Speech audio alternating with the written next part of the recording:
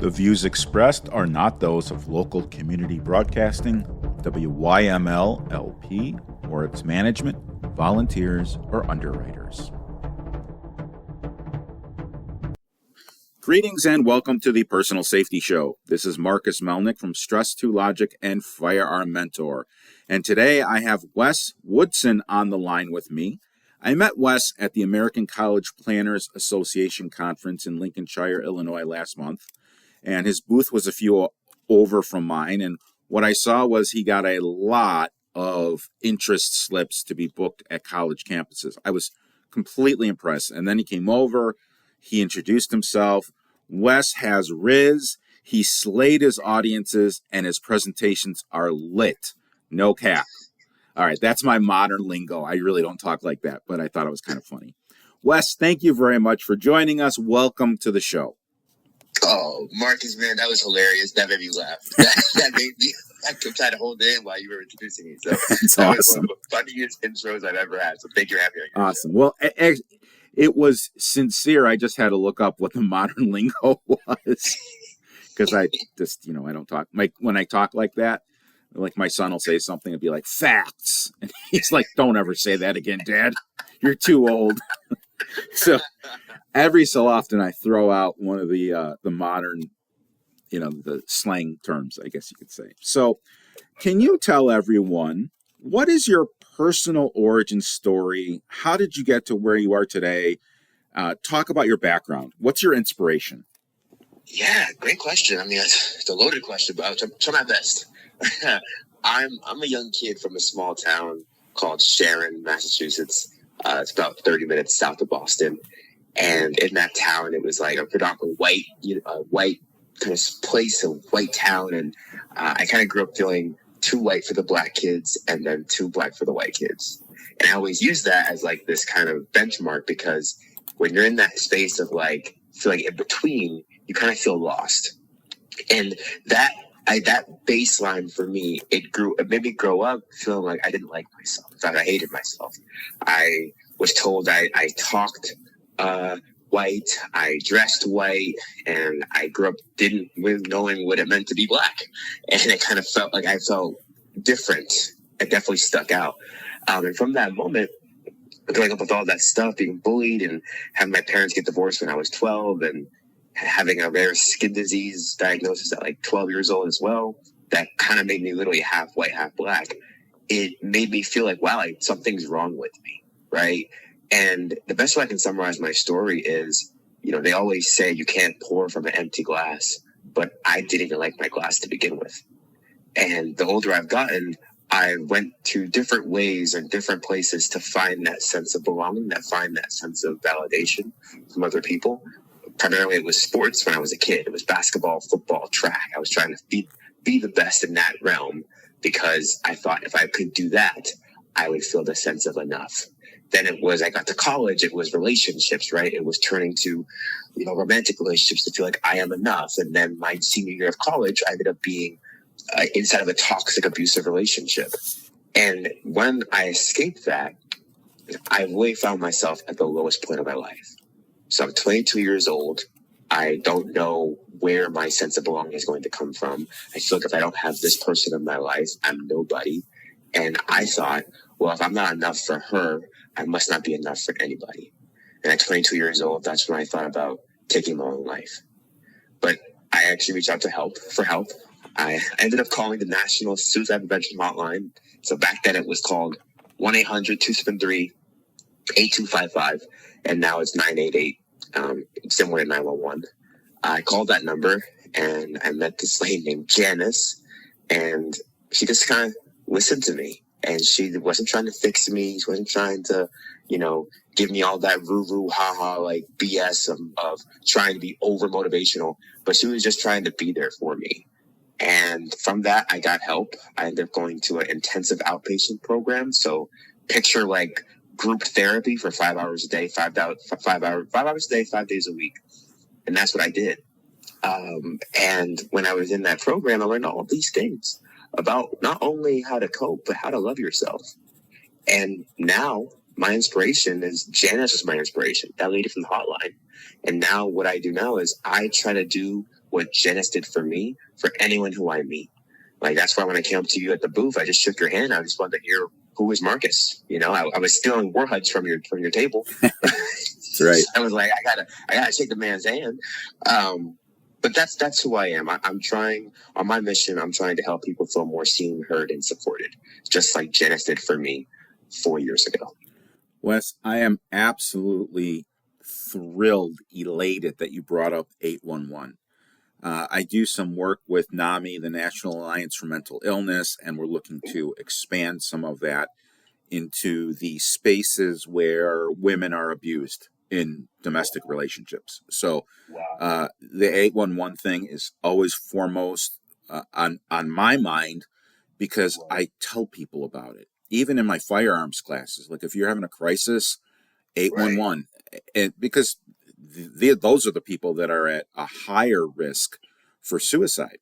And a lot of firearms instructors do not discuss suicide. I actually have an entire thing about how you should never handle a firearm when you're in an emotional state of mind, which was drilled into me as a child. And I use an example where I have teenagers, and something last summer ago upset me. I was about to go in my garage and take apart some firearms and do some cleaning. And I said, that's not a good time for me to touch these things. So I didn't. And I waited till the next day and everything was calm. And, I'm a human being. I have emotional ups and downs. I'd love to know, so you were 22 years old when you went into this program. Is that correct? That's correct.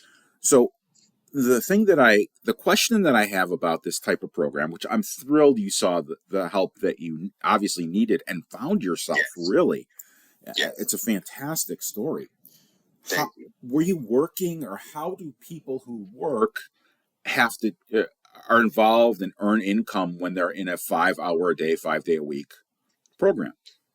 That's a great question. So I was a senior in college, right? And the process was, I went to an ER and I told the lady at the front desk in the ER waiting room that I was suicidal. And then I was, placed in like this, basically I was put on suicide watch. Right. That's the best way I can say it. And then the doctor came in. I was put in this room and we had a conversation. He gave me a psych eval, asking a series of questions to figure out if I was at risk to myself or other people.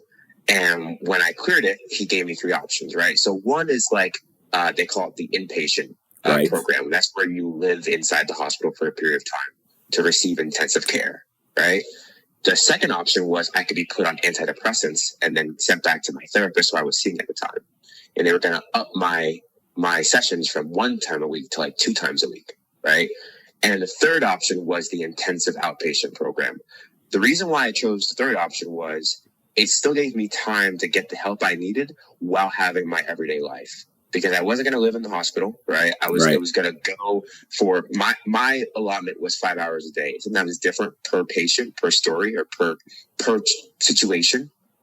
So there were other people in the room who still had their full-time jobs, right? And they would come in instead of at 9 a.m., they would come at 1, and they'd be there from 1 to 3. So it does go back to what your situation is. But the reason why I like the IOP is because it's a day program, right? At the end of the day, you get to go home and you can still have your life. You can still live. You can still stay in your bed. You can still see your family, your loved ones, your friends. You can still go to work. And it's a great option of trying to get the help you need while not necessarily changing your everyday life drastically. So we all know how to spell assume. And I'm going to assume something, but I want to ask you about it. Are the 3 programs that you mentioned, that your options, were they mutually exclusive, or would you be in an outpatient program with medication? That's a great question. Yes. So they were not mutually exclusive, right? So I was actually put on SSRIs. Don't ask me what that acronym stands for, but I was put on antidepressants when I was in the program. Yes. So they actually, I do remember some of the patients, they were coming out of intensive treatment, living in the hospital, and they were moved to day program while still seeing a psychiatrist, while still seeing a therapist, and while being on medication. So what I'm a huge advocate of is holistic therapy. Yes. Not just narrow of only therapy or only medication. It's like, no, how are we going to see a therapist? How are we going to, what's the proper medications we need? How are we exercising? How are we eating? How are we sleeping? Holistic care. That's what I believe in. Completely agree. I appreciate you explaining that. I was going to ask you this. I'm not going to ask it to you. I'm going to comment on it. I was going to ask you, hey, are you just on stage when you're at this, or is this your real personality? I can tell it's your real personality. So it's fantastic. It's terrific. I appreciate you saying that because it was actually my now fiance. She was like, yeah, you are like this when you're at home. Because in the beginning, Marcus, I'm being honest, I used to kind of really be the buttoned up speaker that was kind of like, I thought that's who you're supposed to be. Right. Right. And whether you're a speaker, whether you are trying to achieve anything in your life, I think everyone has that thought, which is imposter syndrome. It's like, maybe I have to be this one way to succeed. And the reality is, I'm successful. I really believe so because I'm myself. This is my personality. And there was a long time before this part came out of me, because before I thought I had to be like, all the TED Talk speakers we see on YouTube. I thought that's what you're supposed to do. But no, like, being me is what people relate to. Right. And I'm a firm believer that's why, what you saw at that conference happened is because people were relating to me. And I relate to them. A lot of the reasons why I do what I do, as I explained previously, is if I'm being real, I have been suicidal. If I'm being honest, I know what it's like to feel like you have no one else in this world who you can talk to. So every person I meet, I just want to be like, hey, like, I'm not judging you. I'm not telling you how to feel, but I'm right here with you. Right. And like, that is why I love my job so much. Truly. It's awesome. What did you major in college? Yeah, great question. This one always throws people off because people always ask me, oh, did you go to school for like social work? No, I went to school for business. Okay. I went to school for business, specifically entrepreneurship. So I went to Babson College. So they're a good school on about entrepreneurship. They teach this mindset about entrepreneurial thought and action.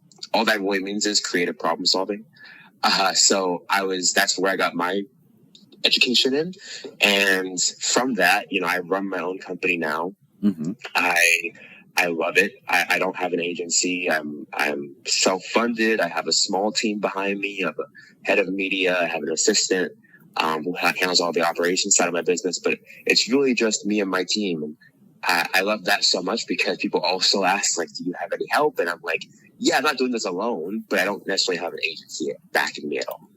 So how often are you booked for being a speaker?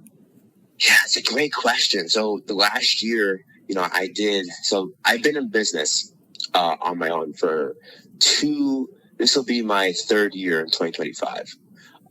So last year, this year, sorry, I was booked about 22 times. And the reason why, that might seem like a lot. Some people, that might seem like not so much to others. The reason why it was 22 is because this year compared to last year, I was booked out. Like, at one point, I was in a new state every single weekend. Okay. And that was too much. I was burnt out. So this year, I wanted to be very intentional about, choosing the when it's good, like choosing where to go, outlining it carefully, learning the ebbs and flows of my business, because my first year was very reactionary. It was very like, if someone paid me to go, I was like, I'm going, I was coming from such a scarcity mindset. This year, for 2024, I was really trying to be intentional to learn. I was trying to learn how the business actually goes from being at its height in like August, September, October to being in a lull around this season, and then picking back up wintertime, spring, and then summertime, it's nothing, and then back into August, September. Like, so that's the cycle I understand now. So I spoke 21 times in 2024. Okay. At the conference you and I met at, mm-hmm. That was about, so far, there's been like 30 from there. So, holy Moses, I've gotten 0. Hey, but you and I can talk about how to work on it, because I'm actually helping speakers, great. newly speakers in the college market, learn the game, because it's a game. It's a game. That's what I've learned. Okay. This year, primarily, I've learned that it's not. Of course, you have to be good, right? You have to be good. You can't necessarily. I'm not saying I'm the best. I'm just saying you have to have some level of value to the students or Right. value to the client. But once you have that down, there is a level of a system, a formula, if you will, of how to get more bookings. And what I'm doing now, I'm actually building something called the College Speaker Academy. Oh. And it's going to be this cool thing. You got the exclusives. I haven't even told anybody that. That's awesome. You got the exclusive. And the mission with that is to help people confidently break into the college market. I'm a firm believer that college students need more access to more things now more than ever, such as personal safety. I love your name, Stress to Logic. Like, I love that. They need that. So I want to help speakers break that wall. Awesome. I would love to have an offline conversation with you on that program, and I may actually have clients for you. I got you. Love that. So, I love that. I'm so happy. And I'll tell everyone this, and I'll tell you this as well. I want to say, I had a friend, he's a social worker, and he kept pushing me, you really need to do speaking engagements. And at that point, it was managing agitated patients in healthcare, which I started. It's kind of ironic how you mentioned you were on suicide watch at the hospital. Yeah. That's how my career started. I worked in hospital security management, and we used to have to do suicide watches. We called them standbys, but same thing. In case someone was a danger to themselves or others, we were there to de-escalate, or in the worst case scenarios, actually restrain someone to the bed if they were going to be doing harm. There's a big difference between verbal and actually physically acting out. And so we were there for the patient's safety, for the staff safety, so that the patient could actually get the help that they needed, even if they didn't know they needed the help, if that makes sense. So tons of stuff. I have a background. I mean, our paths have intersected, not necessarily directly, but our paths are parallel. And I completely agree with you. College is much, much more, and I have a son in college now, much, much more than going to classes and learning. It's about learning about life. It's about being on your own, cooking, doing laundry, having responsibilities, and weathering the adversities that interpersonal relationships cause, or that school causes, or that life causes. I'm a firm believer that someone, and I don't want anyone to ever have a negative experience, but if somebody does have a negative experience early on, and I'll share with you mine, everything else in life is a little easier. And my negative experience is when I was a teenager, my father was diagnosed with terminal kidney cancer. And he was, I'll tell you a story. So the doctor, I'm Jewish, and it says in one of the Jewish books, you never take away someone's hope. You just don't do that. So here my father's in the hospital, and our doctor, this was the last time we used him as a physician, he came in and he's like, it's metastasized. You should just take him home to die. That's what he said in front of my father. He goes to and this guy was a jerk, and I'm there's a different word that's coming to mind, but I'm on radio.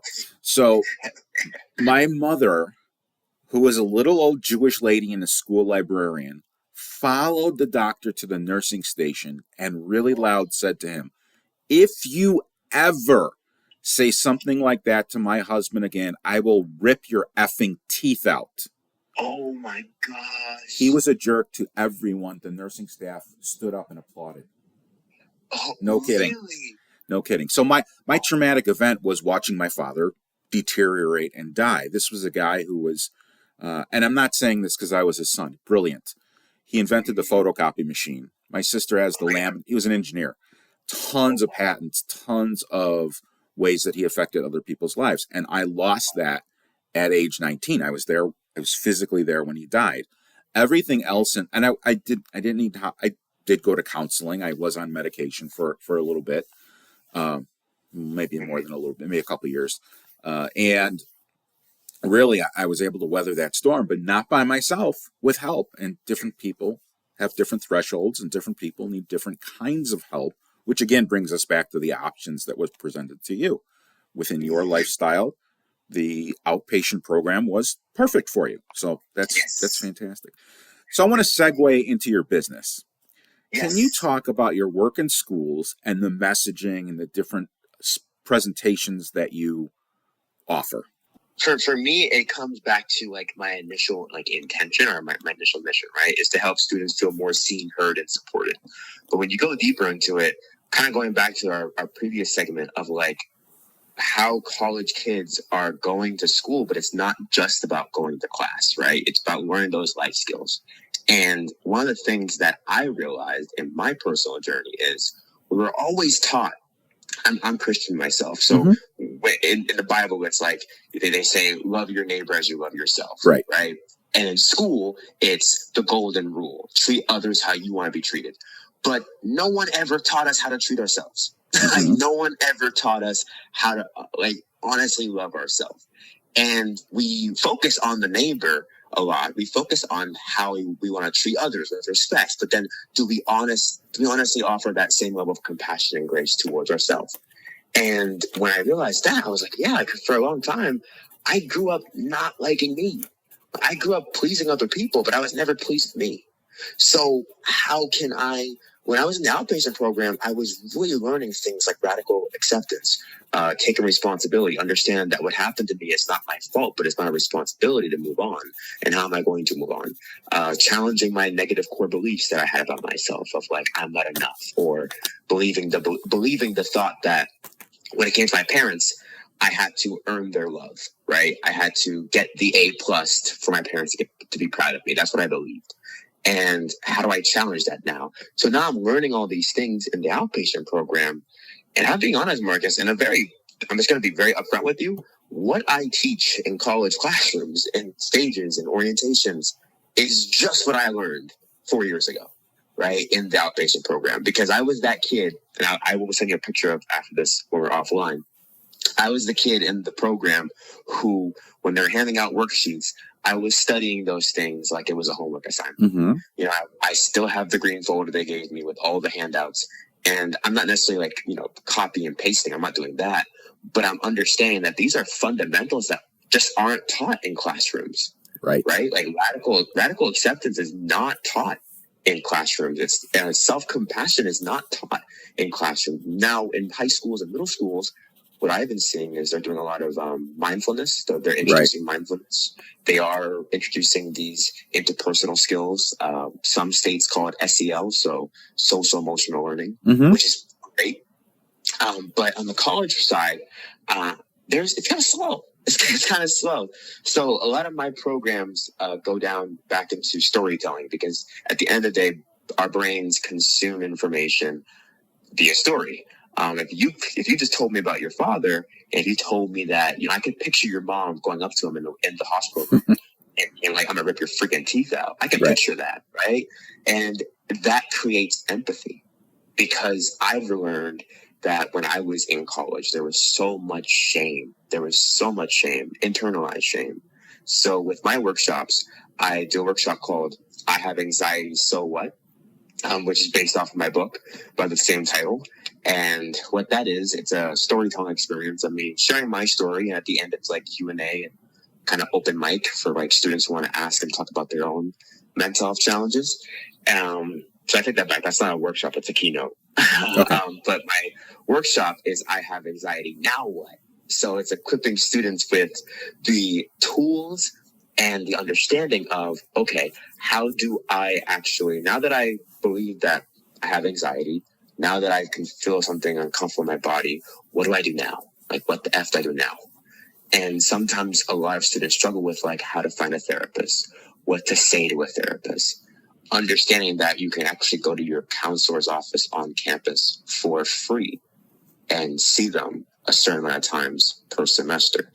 It's all about trying to just make students aware of the help they have access to, instead of making them feel like they have to feel fixed, because it's not that at all.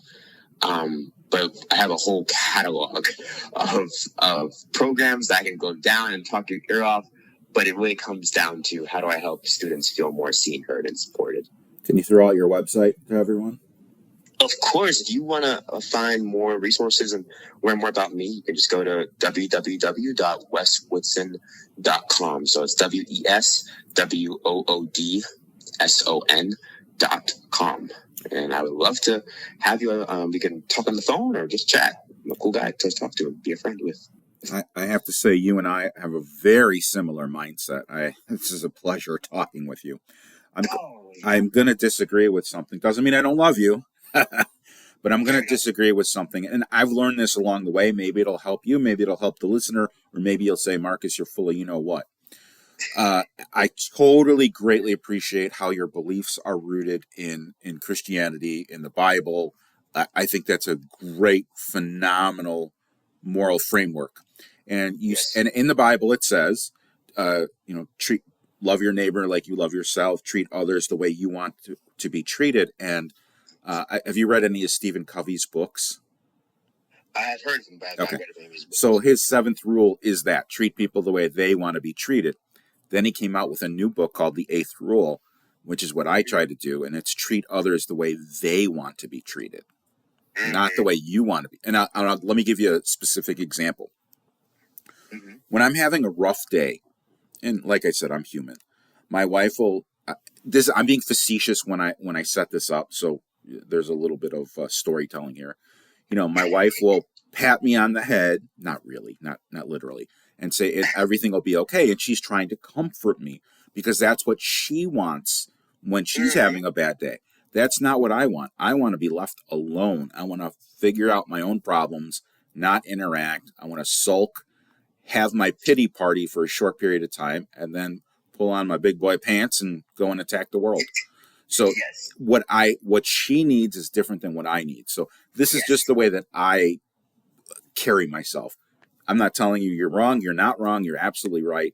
But I have a different perspective, which is okay. And when we return, we'll be continuing the conversation with Wes Woodson, and we'll find out how he responds to the 8th rule, which is treat others the way they want to be treated. Stay tuned.